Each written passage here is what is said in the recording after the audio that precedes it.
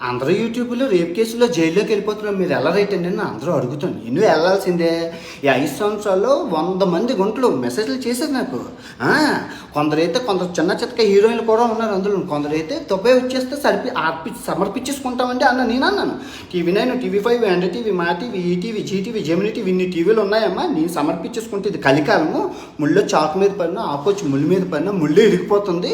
మేము ఇంకా టీవీ వాళ్ళు అందరూ ఆ ప్రపంచ యాత్రికుడు ఆటగాడు రాసలేదని వేస్తారు, ఎందుకు ఈ కర్మ ఎందుకు అని చెప్పి నేను దూరం ఉన్నాను. ఆయన నేను వాళ్ళకి చెప్పాను. నేనేం చెప్పానంటే నేను ఇంటర్నేషనల్ ఆటగానమ్మా, నేషనల్ ఆటగాను కాదు, జిల్లా రాష్ట్ర స్థాయి ఆటలు నేను ఆడినాను, నన్నంతా ఇంటర్నేషనల్ అని చెప్పాను. ఆయన మాకు లోకానంద మాస్టర్ మా స్కూల్లో ఏడ్ చెప్పారు, భారతదేశం నా మాత్రమే, భారతీయులందరూ నా సోదరీమణులు అని చెప్పి నేను అది బాగా గుర్తుపెట్టుకుని చెప్తాను.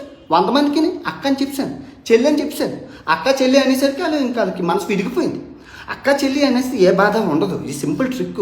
మనకు ఇష్టమైన అమ్మాయిని ప్రేమించాలి, ఇష్టమైన అమ్మాయిని పూజించాలి. నేను ప్రతి దేశంలో నా అమ్మాయిని పూజిస్తాను, ప్రేమిస్తాను. మన ఆడ దేవతలు అసలు చెప్పనా, కళ్ళు అసోల్ అంటే కళ్ళు బ్లూ కలర్లో ఉన్నాయి. యువర్ ఐస్ ఇస్ బ్యూటిఫుల్, చాలా బాగుంది. అలా మనం పొగడాలి.